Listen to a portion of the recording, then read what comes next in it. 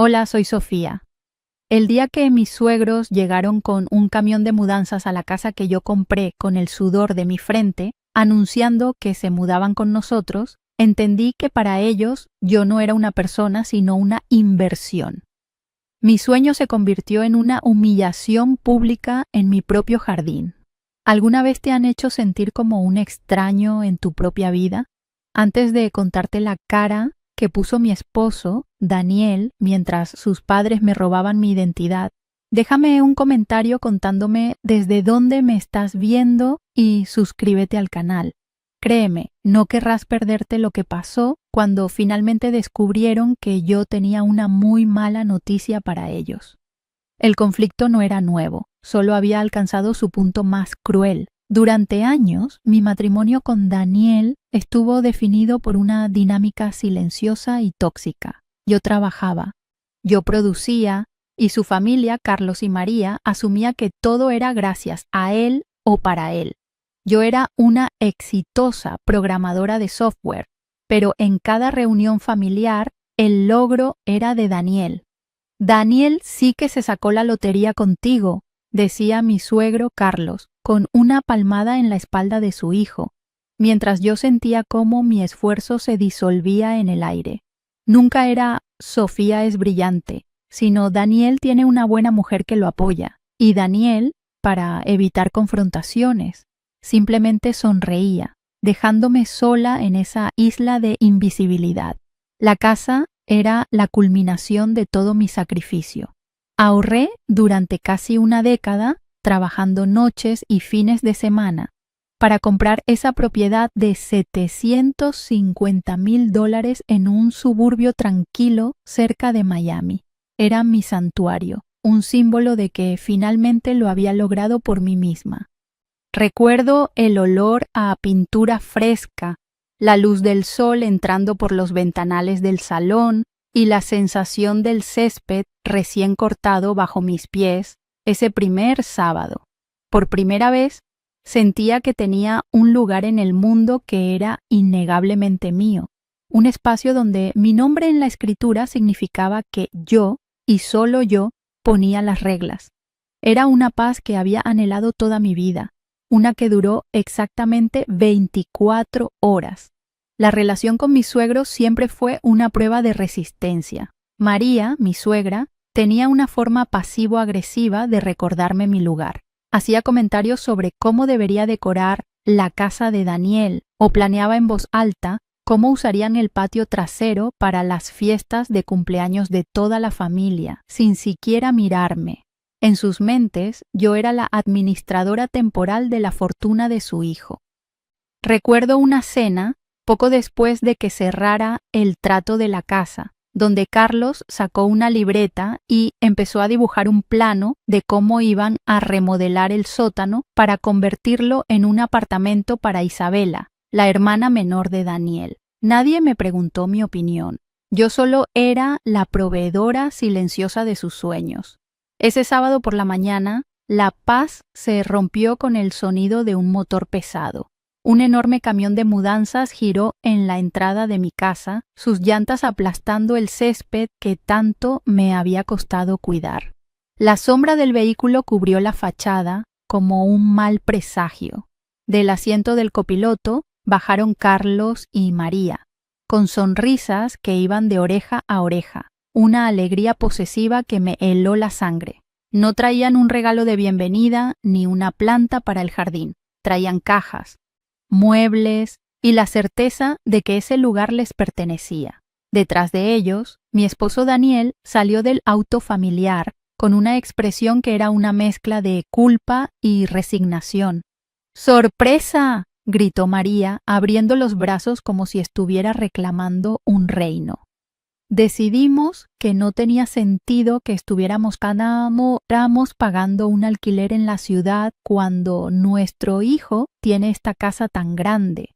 Carlos asintió, con la autoridad de un patriarca que no espera ser cuestionado. Así que aquí estamos. Vamos a vivir todos juntos. El apartamento se lo dejaremos a tu hermana, Isabela, para que empiece su vida. Las palabras cayeron sobre mí como piedras. No fue una pregunta, ni una sugerencia, fue una declaración, un decreto. Estaban invadiendo mi espacio, mi vida, y lo anunciaban como si me estuvieran haciendo un favor. En ese instante, el mundo pareció moverse en cámara lenta. Busqué la mirada de Daniel, esperando, rezando por una pizca de defensa, una palabra que pusiera un alto a esa locura. Pero no encontré nada, solo vi a mi esposo, el hombre con el que había compartido mis sueños, encogerse de hombros y sonreír débilmente. Una sonrisa de disculpa que era peor que cualquier grito. Su silencio era un grito ensordecedor que confirmaba mi peor miedo. Él lo sabía. Quizás no lo planeó, pero lo permitió. Dejó que sus padres me pisotearan, que borraran mi nombre de mi propio logro, y no hizo absolutamente nada. La traición no fue el camión de mudanzas, fue su cobardía. En mi mente, como un flash, apareció la imagen de la oficina del abogado, meses atrás. Recordé la tensión en la mandíbula de Daniel cuando le presenté el acuerdo prenupcial. ¿Es que no confías en mí, Sofía?, me preguntó con un tono de ofendido. Le expliqué con calma que no se trataba de confianza, sino de protección, de claridad. Él lo firmó a regañadientes, restándole importancia. También recordé mi insistencia, casi obsesiva, en que la escritura de la casa estuviera únicamente a mi nombre. El agente inmobiliario me miró extrañado, pero yo fui inflexible. En ese momento, en el jardín, mientras mi familia política descargaba sus vidas en mi acera, entendí que esas decisiones no habían sido por prudencia, habían sido una profecía. El shock inicial que me había paralizado comenzó a disiparse, reemplazado por una calma glacial, casi antinatural. Años de pequeñas humillaciones, de sonrisas forzadas y de tragarme mi frustración se cristalizaron en ese único momento. Ya no sentía rabia ni tristeza, sentía claridad. Mientras ellos discutían animadamente sobre qué habitación tendría la mejor vista, yo di media vuelta y caminé de regreso hacia la puerta de mi casa. No dije una palabra. Mi silencio pareció desconcertarlos más que cualquier grito. Entré y me dirigí a mi oficina, donde mi maletín de cuero esperaba sobre el escritorio. Dentro, en una carpeta perfectamente ordenada, estaba mi verdadera defensa. La farsa había terminado. Mi pulso era una línea recta, un metrónomo de calma en medio del caos que se desarrollaba en mi jardín. Desde la ventana de mi oficina los veía dirigir a los hombres de la mudanza, señalando con gestos amplios dónde debían colocar cada caja, cada mueble viejo que traían de su vida anterior. Las voces de Carlos y María resonaban con una autoridad que no les correspondía. Sus risas rebotaban en las paredes de mi casa como si siempre hubieran vivido allí. Cada orden que daban era una pequeña pala cavando mi tumba en mi propio santuario. No sentía pánico, sino una extraña lucidez, como si por fin viera el patrón completo después de años de solo ver piezas sueltas. El maletín en mis manos se sentía pesado, no por los papeles que contenía, sino por el peso de la decisión que había tomado. La puerta de la oficina se abrió sin un toque previo y Daniel entró, cerrándola suavemente detrás de él. Su rostro era una máscara de preocupación, pero sus ojos no me buscaban a mí, sino que escaneaban mi reacción, calculando el daño. Sofía, mi amor, comenzó, usando ese tono suave que siempre empleaba para desactivar una bomba. Sé que esto es inesperado, pero son mis padres. No tienen a dónde ir. Solo será por un tiempo, hasta que se estabilicen. Cada palabra era una excusa envuelta en una mentira. Sabía, y él sabía que yo sabía, que un tiempo significaba para siempre. Suplicaba mi comprensión, no para protegerme a mí, sino para protegerse a sí mismo de la confrontación que tanto temía. Su cobardía era tan palpable que casi podía olerla en el aire. Mientras él hablaba, mi mente se desconectó de sus palabras y viajó a una noche de hacía 3 años, en nuestro pequeño apartamento alquilado. Estábamos sentados en el suelo, rodeados de extractos bancarios y proyecciones financieras. Le estaba mostrando mi plan de ahorro para la casa. Recuerdo que tomó mi mano y me dijo: «Eres increíble, Sofía. Todo esto es tuyo, y te juro que siempre protegeré lo que construyas, lo que es tuyo». La ironía era tan amarga que casi me hizo sonreír. El hombre que me prometió ser mi guardián era ahora el portero que les abría la puerta a los invasores. Lo miré fijamente sin decir nada, dejando que mi silencio respondiera por mí, y vi cómo la incomodidad crecía en su rostro. Entendió que sus viejos trucos ya no funcionaban. Justo en ese momento, la puerta se abrió de nuevo, esta vez con más fuerza. Era María. Entró sin pedir permiso, con la mirada de un inspector de propiedades. Sus ojos recorrieron mi escritorio de roble, mis 2 monitores de alta gama, la silla ergonómica en la que pasaba incontables horas trabajando. Murmuró, más para sí misma que para nosotros. Este cuarto tiene buena luz. Sería una oficina perfecta para Carlos. Él necesita un lugar tranquilo para leer el periódico y manejar sus asuntos. Luego se giró hacia mí con una sonrisa condescendiente. «Tú puedes trabajar en la barra de la cocina, ¿verdad, cariño? Así no te sientes tan sola». La audacia de su comentario me dejó sin aliento. No solo querían mi casa, querían borrar mi existencia profesional dentro de ella. Una fuerza que no sabía que poseía subió desde lo más profundo de mi ser. Ignoré por completo la presencia de María, como si fuera un mueble más en la habitación. Mis ojos se clavaron en Daniel. Mi voz, cuando finalmente salió, era apenas un susurro, pero cortó el aire como un cuchillo. «Daniel», dije lentamente, «necesito que reúnas a tus padres en la sala. Ahora». No fue una petición, fue una orden. El cambio en mi tono lo sorprendió. Dejó de ser la esposa comprensiva y se convirtió en alguien que él no reconocía. María me miró, ofendida, abriendo la boca para protestar, pero la cerró al ver la expresión en mi rostro. Por primera vez en todos estos años no vieron a la dócil Sofía, vieron a la dueña de la casa. Caminé hacia la sala de estar, sintiendo sus miradas en mi espalda.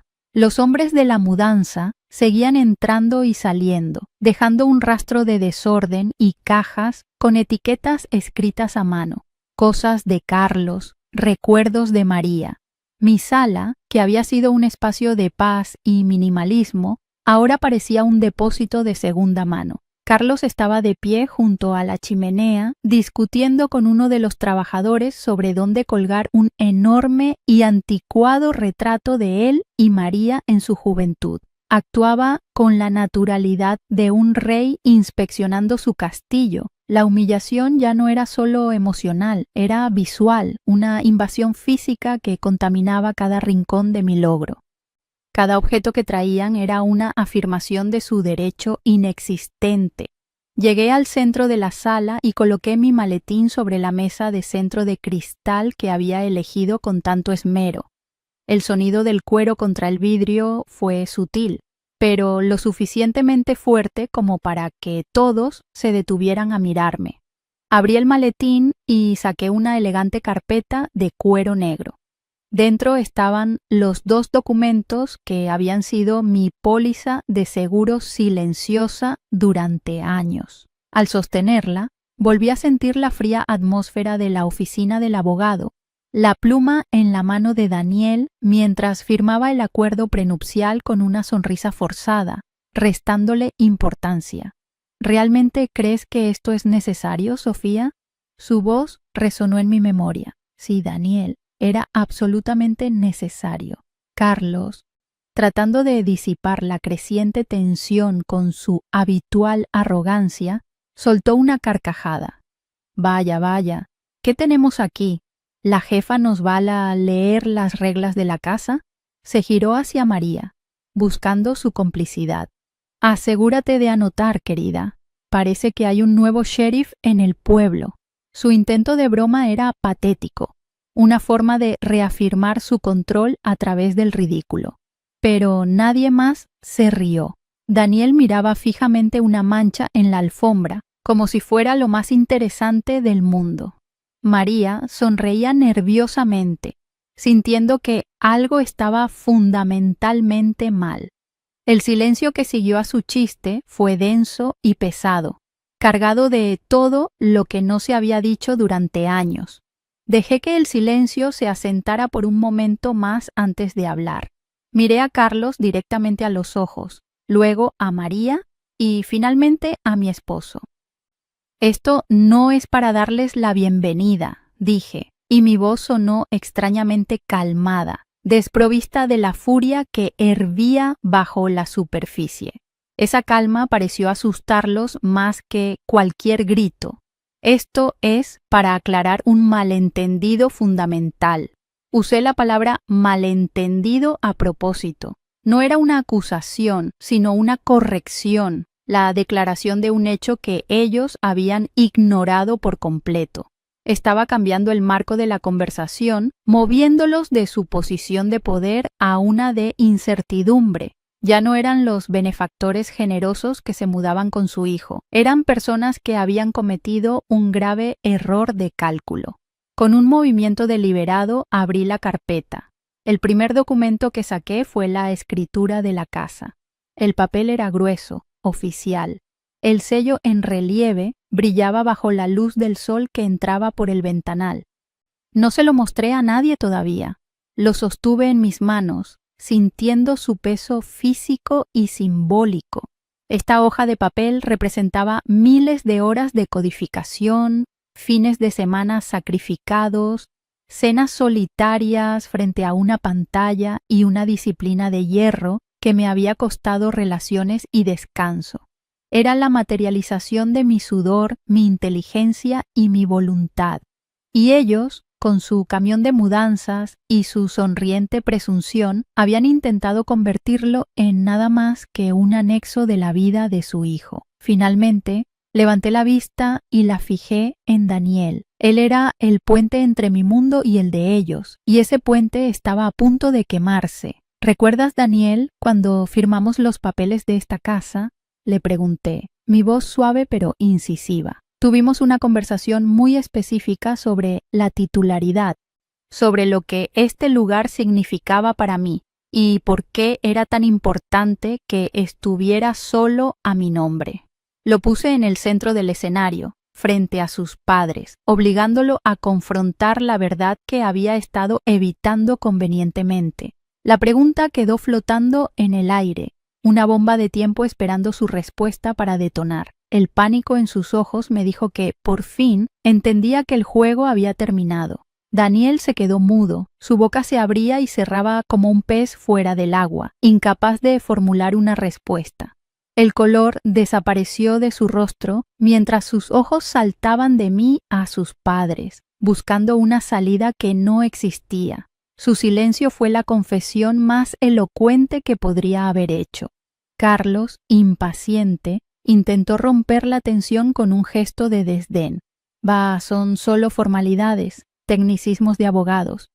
Lo importante es que la familia esté unida bajo el mismo techo, el techo de nuestro hijo». Su voz resonaba con una confianza que estaba a punto de hacerse añicos. Creyó que podía reescribir la realidad con pura voluntad, ignorando el documento que yo sostenía en mi mano como si fuera un simple adorno. No esperé a que Daniel encontrara su voz. Con un movimiento lento y deliberado, coloqué la escritura sobre la mesa de centro de cristal. El documento se deslizó suavemente sobre la superficie y mi nombre, Sofía Ramírez, impreso en negrita bajo el título de propietaria, quedó perfectamente visible para todos. «Esto no es una formalidad, Carlos», dije, mi voz tan firme y clara como el cristal bajo el papel. «Es un hecho legal. Mi nombre es el único que aparece aquí porque esta casa la compré yo, con mi dinero. Dinero que gané con mi trabajo, no con el de tu hijo.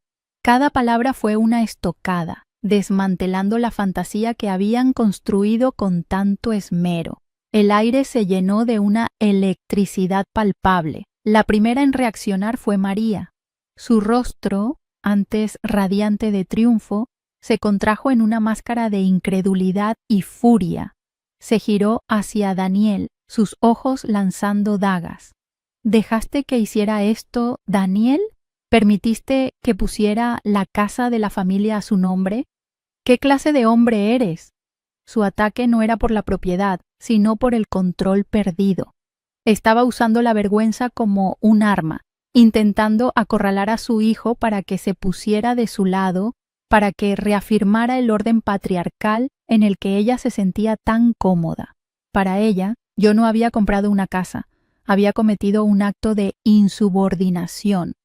Y Daniel era el cómplice débil que lo había permitido. Acorralado y expuesto, Daniel finalmente balbuceó una defensa. Mamá, por favor, Sofía es la que se encarga de las finanzas. Fue más sencillo hacerlo así para la hipoteca, por su historial crediticio. No es para tanto.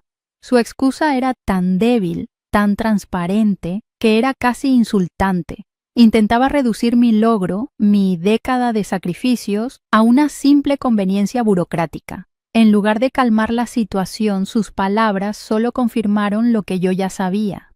Para él, mi éxito era una herramienta, no un mérito. Su intento de minimizar la verdad solo sirvió para avivar las llamas, dejando a sus padres más confundidos y a mí más decidida que nunca. Ignoré por completo la patética explicación de Daniel. Mi atención se centró de nuevo en la carpeta de cuero.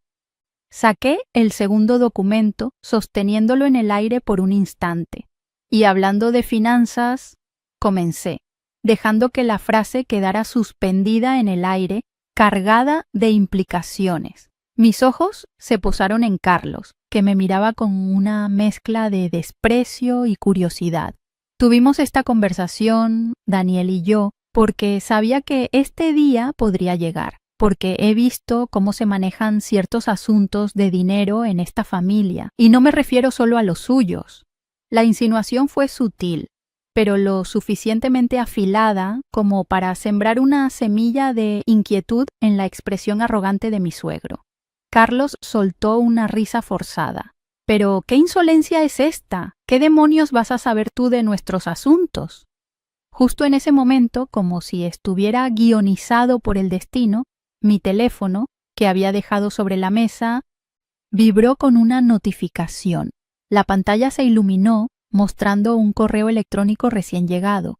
El remitente era una firma que Daniel no reconocería, pero el asunto era inequívoco y estaba en mayúsculas. Informe final, deudas y activos de Carlos Mendoza. Daniel, que estaba más cerca de la mesa, lo vio. Su rostro pasó de la incomodidad a un pánico absoluto en una fracción de segundo. El aire se le escapó de los pulmones. Se dio cuenta de que yo no solo estaba defendiendo mi casa, estaba a punto de detonar una bomba. El cambio en Daniel fue dramático.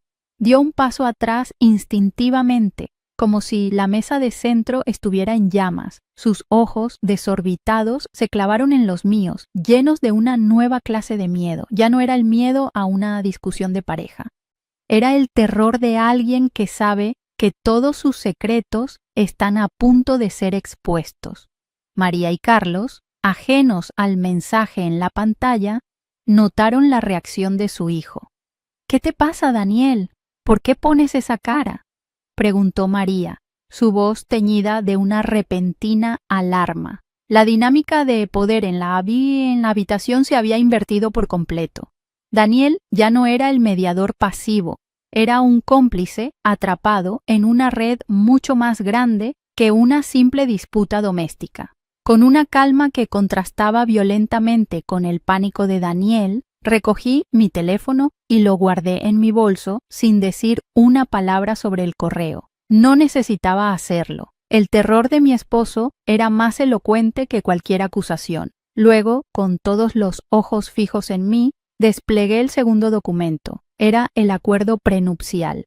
Esto, sin embargo, es mucho más sencillo, dije, mi voz resonando en el silencio tenso. Es un contrato que Daniel y yo firmamos voluntariamente antes de casarnos. Un documento legal que estipula, entre otras cosas, que todos los bienes, propiedades e ingresos adquiridos por mí antes o durante el matrimonio son y seguirán siendo exclusivamente míos. Carlos, rojo de ira, dio un paso adelante, su fachada de patriarca bonachón desmoronándose para revelar al tirano que siempre había sido. Eso es basura. Ningún papelucho va a impedir que vivamos en la casa de nuestro hijo. Eres su esposa. Por Dios. Tu deber es compartirlo todo. Así funcionan las familias. Su voz era un trueno, un último y desesperado intento de imponer su voluntad a través de la intimidación y la tradición. Estaba tratando de avergonzarme, de pintarme como la egoísta que destruía la sagrada institución de la familia, cuando en realidad eran ellos quienes la habían podrido desde dentro con su codicia y su falta de respeto. Lo miré directamente a los ojos, sin retroceder un centímetro. Mi calma era mi escudo y mi espada. Te equivocas en dos cosas, Carlos, respondí, y mi voz, aunque baja, silenció su arrebato. Primero, esta no es la casa de tu hijo, es mi casa. Hice una pausa, dejando que el peso de esa verdad irrevocable se asentara en la habitación. Luego, giré mi cabeza lentamente para mirar a Daniel, cuyo rostro era un lienzo de puro terror, sabiendo lo que estaba por venir. Y segundo, concluí, mi voz adquiriendo un filo de acero, esto ya no es una familia, es un acuerdo de negocios que, a partir de hoy, queda oficialmente disuelto. El silencio que siguió a mis palabras fue más pesado que cualquier grito. Fue un vacío denso, cargado de incredulidad y de la súbita comprensión de que las reglas del juego habían cambiado para siempre. Las expresiones en sus rostros eran un estudio de la derrota. La furia de Carlos se había disuelto en una confusión boquiabierta. Su mandíbula se movía sin emitir sonido, como si buscara las palabras de autoridad que siempre le habían funcionado y ahora lo habían abandonado. María, por su parte, había pasado del shock a la preparación de su siguiente acto, el del martirio. Sus ojos empezaron a brillar con lágrimas calculadas, las de una madre traicionada, y Daniel era una estatua de sal, pálido, inmóvil, mirando el espacio vacío entre nosotros como si viera el abismo que acababa de abrirse, un abismo del que él mismo me había empujado. La farsa había caído, y lo que quedaba era la cruda y fea verdad. Fue María quien rompió el hechizo, su voz un tembloroso lamento diseñado para la máxima culpabilidad. Se aferró al brazo de Daniel como si estuviera a punto de desmayarse. Daniel, hijo, haz algo, suplicó, mirando a su hijo con una desesperación teatral. ¿Vas a dejar que nos trate así? ¿Que nos eche a la calle como si fuéramos perros? Somos tu familia, tu sangre. Nos lo debes. Su actuación era magistral, pintándome a mí como la villana despiadada y a ellos como las víctimas inocentes. No mencionó la casa, ni el dinero, ni la invasión. Apeló a la única debilidad que sabía que Daniel no podía resistir, su paralizante sentido del deber filial. Estaba jugando su última carta, intentando usar el amor de su hijo como un escudo humano para protegerse de las consecuencias de su propia codicia. Acorralado por el llanto de su madre y mi silencio de granito, Daniel finalmente se movió. Dio un paso vacilante hacia mí con las manos extendidas en un gesto de súplica. «Sofía, por favor», susurró, su voz rota, «no hagas esto. Podemos hablarlo. Somos tú y yo. Recuerda todo lo que hemos construido juntos. No dejes que un malentendido destruya nuestro matrimonio.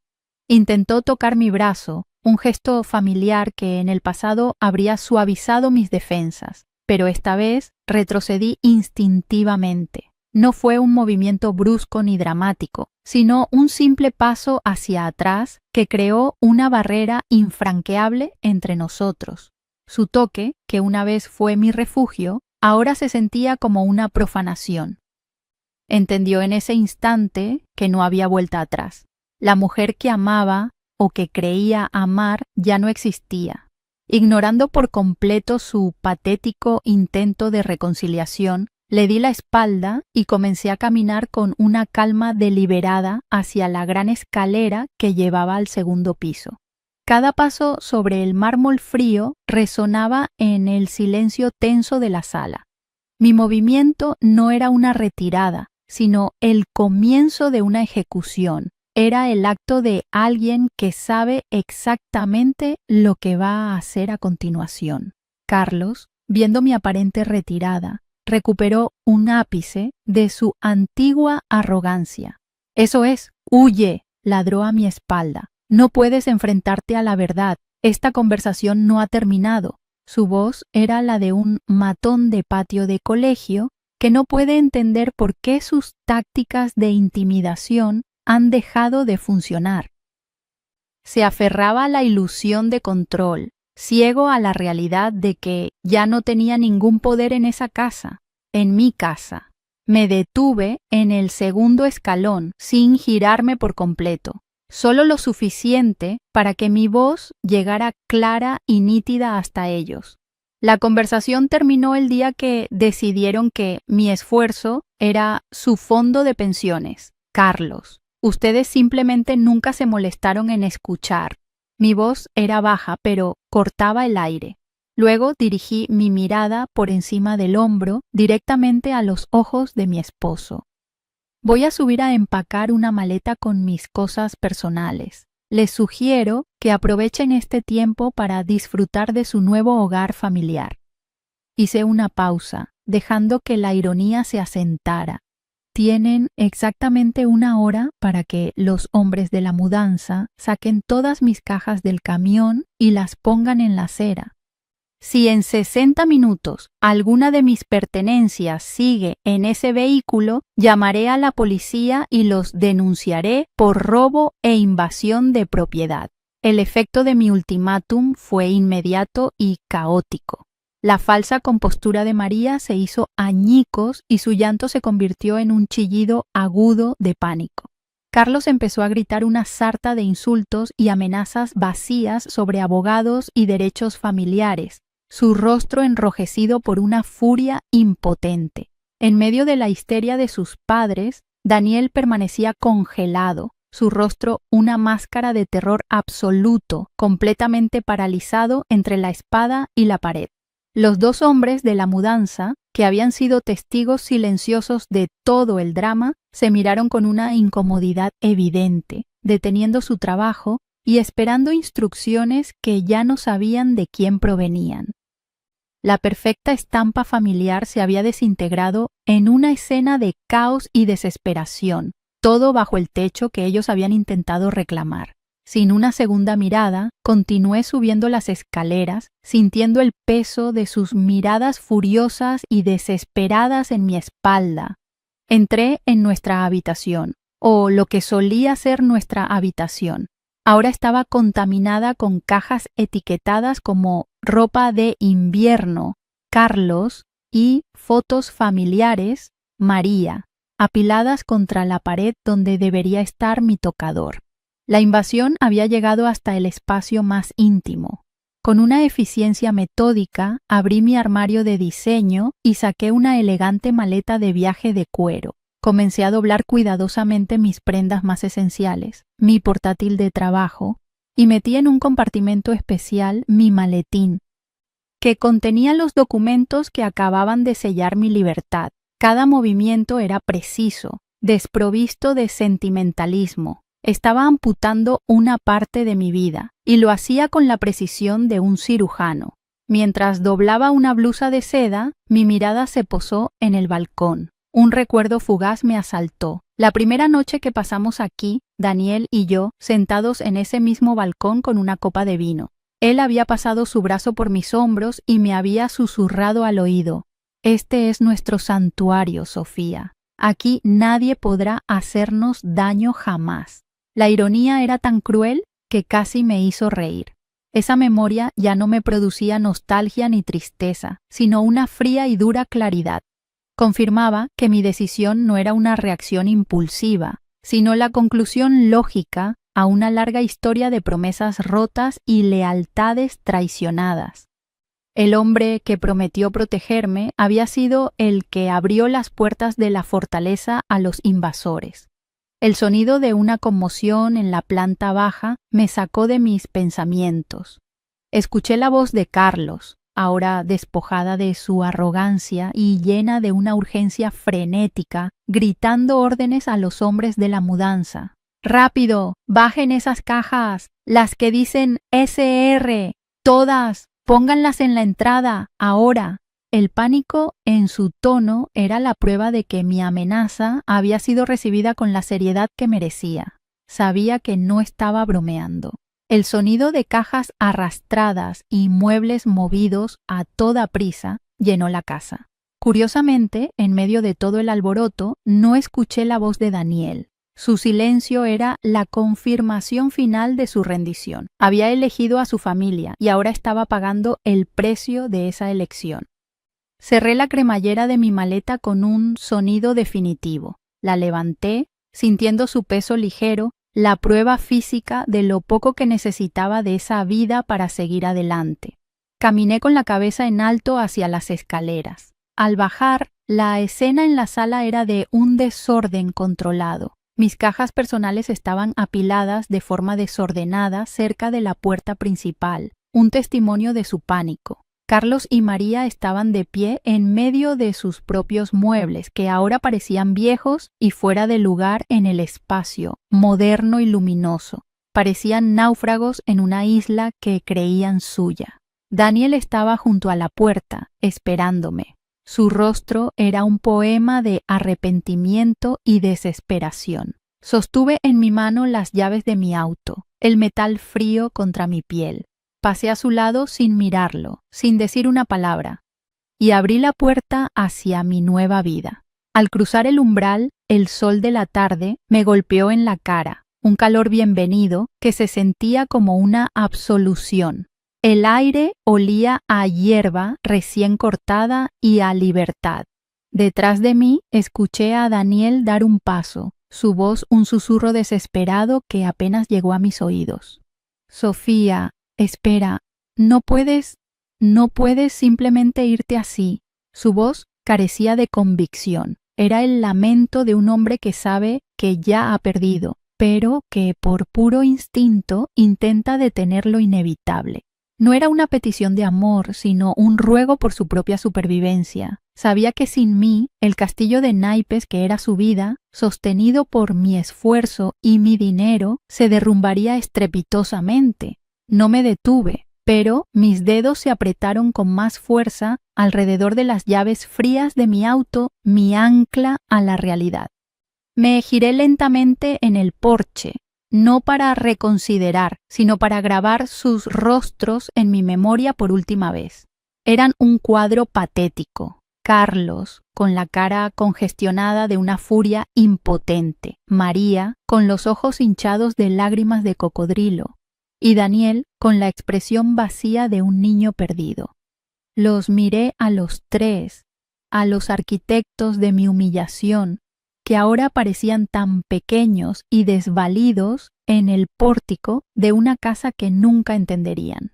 Antes de irme, dije, mi voz resonando con una calma que los desarmó: hay una última cosa que necesito que entiendan. Una muy mala noticia que creo que se han estado perdiendo en todo este drama. La frase mala noticia colgó en el aire, cargada de una promesa ominosa, y vi cómo el miedo reemplazaba a la ira en sus ojos. Con una deliberación casi teatral, di media vuelta y volví a entrar, caminando directamente hacia la mesa de centro. Mis pasos resonaban en el suelo de madera, el único sonido en una sala llena de tensión. Ignoré sus miradas confundidas y recogí los 2 documentos que había dejado allí, la escritura y el acuerdo prenupcial. Los sostuve en alto, no como armas, sino como hechos irrefutables. Hemos establecido, sin lugar a dudas, que esta casa es mía, comencé, mirando a Carlos y María. Cada ladrillo, cada ventana, cada metro cuadrado de este jardín fue pagado con mi trabajo. No hay debate posible sobre esto. Legalmente, esta es mi propiedad. Repetir la verdad era como clavar el primer clavo en su ataúd, asegurándome de que no hubiera escapatoria a la realidad. Luego, mi atención se centró exclusivamente en Daniel. Di un paso hacia él, sosteniendo el acuerdo prenupcial. ¿Recuerdas este día, Daniel, en la oficina del abogado? Me preguntaste si no confiaba en ti. Le recordé sus propias palabras, devolviéndoselas como un veneno. Te dije que no se trataba de confianza, sino de claridad. Este documento que firmaste establece claramente que todos mis ingresos, mis bienes y mis activos, incluyendo esta casa de $750,000, son exclusivamente míos. No tienes ningún derecho legal sobre ellos, ni un centavo. Su rostro se descompuso, la memoria de su arrogancia casual de aquel día, ahora convertida en la cruda realidad de su presente. El documento que había despreciado era ahora el muro que lo separaba de todo lo que daba por sentado. Carlos, incapaz de soportar la humillación de su hijo, dio un paso adelante, con el dedo índice apuntándome. Eres una víbora, manipuladora. Planeaste todo esto desde el principio, casarte con nuestro hijo para luego dejarlo en la calle. Su acusación era tan ridícula que casi sonreí. Proyectaba en mí su propia mentalidad transaccional, incapaz de concebir que alguien pudiera actuar por principios y no por pura codicia. Su arrebato era el último rugido de un león de papel, un intento desesperado por reescribir la narrativa y convertirme en la villana para no tener que enfrentarse al hecho de que su propio comportamiento había provocado esta catástrofe. Pero sus palabras ya no tenían poder. Eran solo ruido, el eco de un mundo que ya no existía. Ignoré por completo a mi suegro. Mis ojos no se apartaron de los de Daniel, el hombre que amé, el hombre por el que luché. Ahora me miraba con una mezcla de terror y súplica. Efectivamente, Carlos, lo planeé, admití con una frialdad que me sorprendió a mí misma. Planeé protegerme, porque una parte de mí siempre supo que el amor de tu hijo no era lo suficientemente fuerte como para protegerse de su propia debilidad. Luego volví a mirar a Daniel. Y esa es la mala noticia que tenía para ustedes, dije, mi voz bajando a un susurro casi confidencial. La mala noticia no es que esta casa sea mía. La mala noticia es que nada de lo que hay aquí, ni un solo mueble, ni un solo dólar de mi cuenta bancaria te pertenece. Un silencio sepulcral cayó sobre la habitación. Podía escuchar el tic-tac del reloj de pie que habían traído, un sonido que marcaba el fin de una era. Estaban procesando mis palabras, anticipando mi siguiente movimiento. Vi en sus mentes el escenario que tanto temían, yo llamando a la policía, echándolos a la calle con sus cajas y sus muebles viejos, humillándolos frente a los nuevos vecinos. La anticipación de esa derrota final los tenía paralizados. Dejé que el silencio se prolongara, que saborearan el miedo, que entendieran la profundidad del abismo en el que se encontraban. Les di tiempo para imaginar su peor pesadilla, solo para poder ofrecerles algo infinitamente peor. Entonces, con una leve inclinación de cabeza, rompí la tensión. Pero, dije, y esa simple palabra los hizo respingar, no voy a echarlos. No se preocupen. Una chispa de esperanza, de confusión, apareció en sus ojos. No entendían. Continué dejando caer cada palabra como una piedra en un pozo profundo.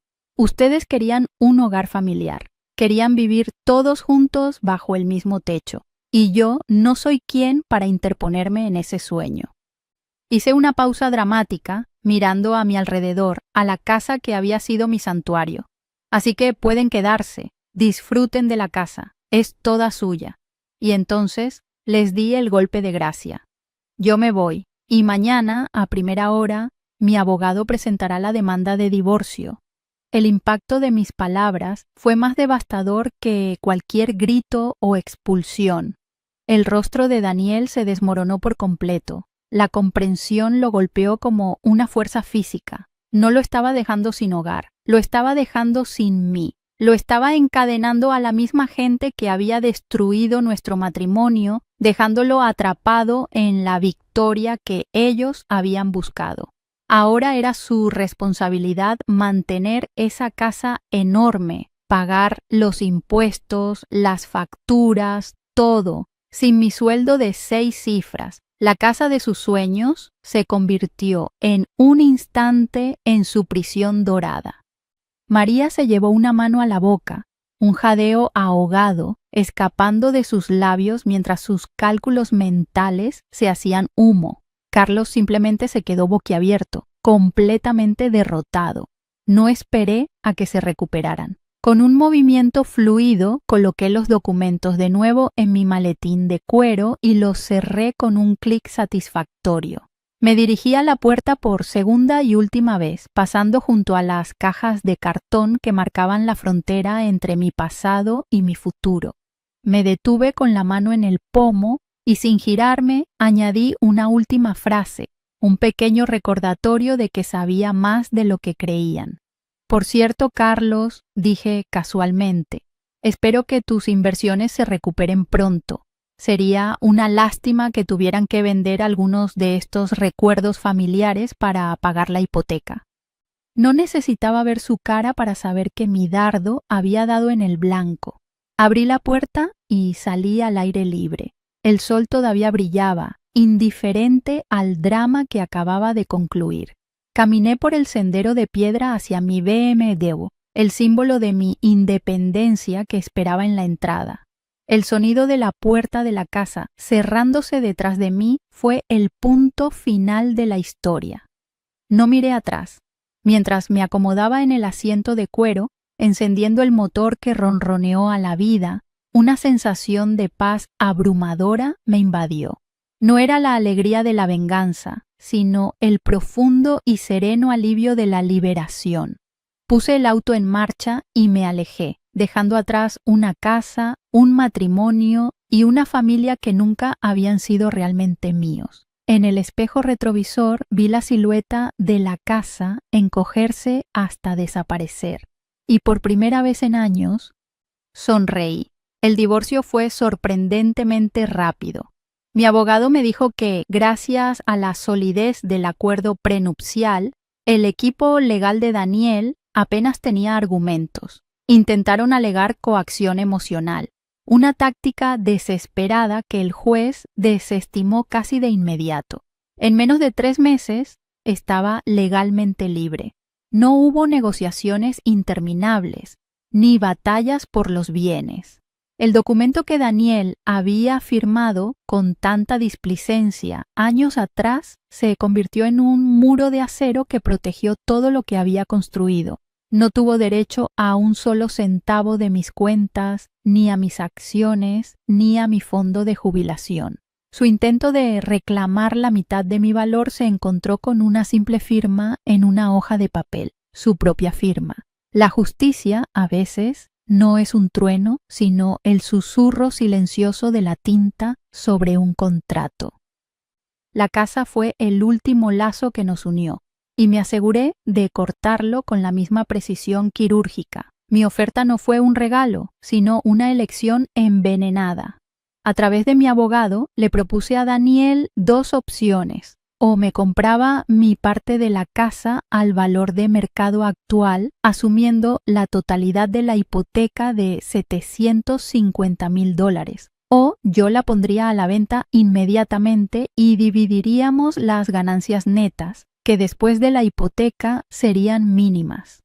Impulsado por el orgullo de su padre y la vergüenza de ser visto como un fracasado, eligió la primera opción. Firmó los papeles, encadenándose a una deuda que sabía perfectamente que no podía pagar sin mi sueldo. Les di exactamente lo que querían, la casa, y con ella una soga financiera alrededor de sus cuellos. Poco después, mi abogado me confirmó lo que yo ya sospechaba a raíz de esa notificación en mi teléfono. Carlos había perdido casi todos sus ahorros en una serie de inversiones de alto riesgo que habían salido terriblemente mal. Su plan no era solo mudarse con nosotros por comodidad, era una estrategia de supervivencia. Contaban con mi ingreso para financiar su jubilación, para mantener su estilo de vida y para asegurar el futuro de Isabela. Yo no era su nuera, era su plan de rescate, su póliza de seguro.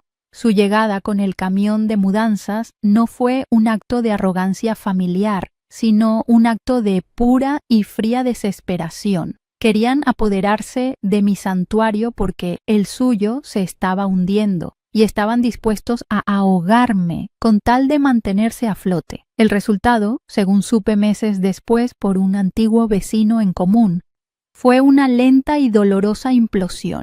Daniel, ahora el único responsable de una hipoteca diseñada para 2 ingresos, uno de los cuales era exponencialmente mayor, tuvo que tomar un segundo empleo. Las sonrisas de Carlos y María se desvanecieron, reemplazadas por la tensión constante de las facturas que se acumulaban. La casa, que debía ser el trofeo de su victoria, se convirtió en un mausoleo de sus malas decisiones. El césped que yo cuidaba con tanto esmero empezó a crecer sin control, y las luces de los grandes ventanales rara vez se veían encendidas por la noche. Un intento patético de ahorrar en la factura de la luz. Consiguieron el castillo, pero se convirtieron en sus prisioneros.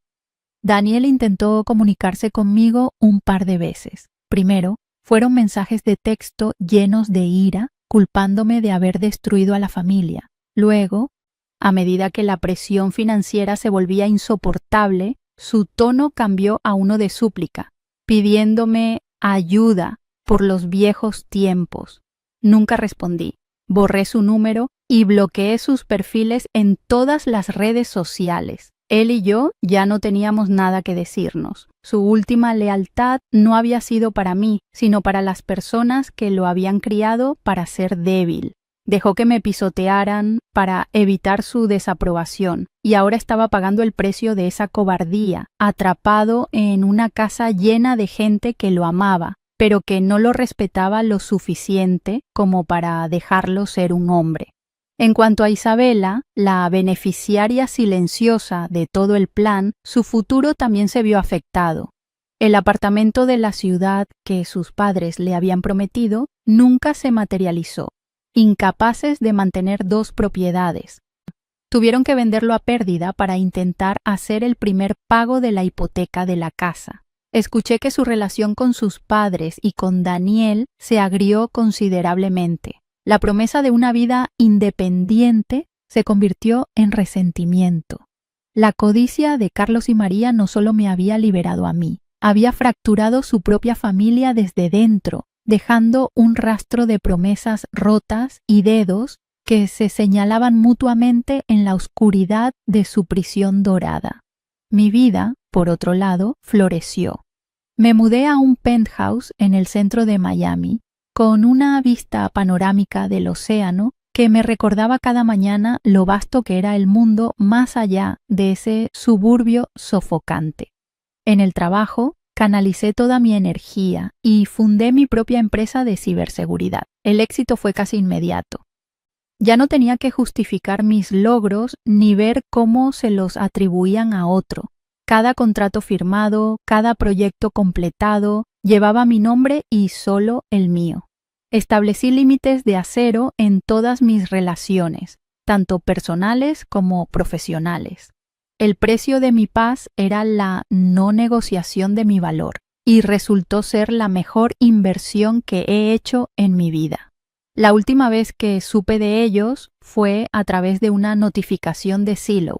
La casa estaba en el mercado. El precio de venta era considerablemente más bajo de lo que yo había pagado. Una señal clara de una venta forzosa o un embargo inminente. No sentí alegría ni satisfacción. No sentí nada. Eran fantasmas de una vida pasada, figuras borrosas en un capítulo que ya había cerrado. Su destino ya no era mi preocupación ni mi carga. Habían escrito su propio final.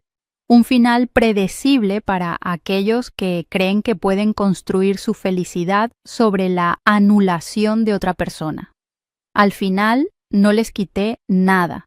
Simplemente se quedaron con lo que eran. Hoy, mientras el sol se pone y tiñe de naranja y púrpura el horizonte de la ciudad, a menudo me siento en mi balcón, no con una copa de vino, sino con una taza de té. La paz que siento aquí es diferente a la que busqué en esa casa. No es la paz de la propiedad, sino la paz del propósito. Es la tranquilidad que proviene de saber quién eres y de no permitir que nadie, absolutamente nadie, reescriba tu historia. El camión de mudanzas de aquel día no trajo el final de mi sueño, trajo el comienzo de mi verdadera vida. Y por eso, en un extraño giro del destino, casi podría estarles agradecida. Casi. Lo que viví me enseñó la lección más dura y, a la vez, la más liberadora de todas. Tu valor no es negociable. Durante años, permití que otros le pusieran precio a mi esfuerzo, a mis sueños y a mi identidad. Y acepté en silencio el descuento que me ofrecían porque creía que el amor y la familia exigían ese sacrificio. Pero el verdadero amor no te pide que te encojas para que otros se sientan grandes. La verdadera familia no construye su hogar sobre las ruinas de tu autoestima. Mi historia no es solo sobre una casa o una traición, es sobre el momento en que una mujer invisible para todos finalmente decidió verse a sí misma. Es sobre el poder que descubres cuando te das cuenta de que tu nombre en la escritura no significa nada si dejas que otros escriban la historia de tu vida. El título de mi historia habla de dar una mala noticia, pero con el tiempo entendí que la verdadera mala noticia no era para mí. La mala noticia fue para ellos. No fue que la casa era mía o que el acuerdo prenupcial me protegía. La verdadera mala noticia que recibieron ese día fue que la Sofía que ellos conocían, la proveedora silenciosa, la que sonreía y asentía para mantener la paz, había muerto en ese jardín. La mala noticia fue que yo había dejado de ser su inversión y me había convertido en mi propia prioridad. Lo que para ellos fue el final de su plan, para mí fue el principio de mi vida. A veces la mejor noticia para tu futuro viene envuelta en el papel de una despedida dolorosa, una que finalmente te obliga a elegirte a ti. He aprendido que la palabra familia puede ser un refugio o una jaula. Nos enseñan que la sangre nos une, que el deber está por encima de todo. Pero nadie nos advierte que a veces las personas que deberían ser nuestro puerto seguro son la tormenta misma. Una familia de verdad te impulsa, celebra tus victorias como si fueran suyas y te defiende cuando no estás presente. No te ve como una fuente de recursos, ni mide tu valor por lo que puedes proporcionar. La lealtad no es quedarse al lado de quien te anula, sino ser leal a los principios de respeto y reciprocidad.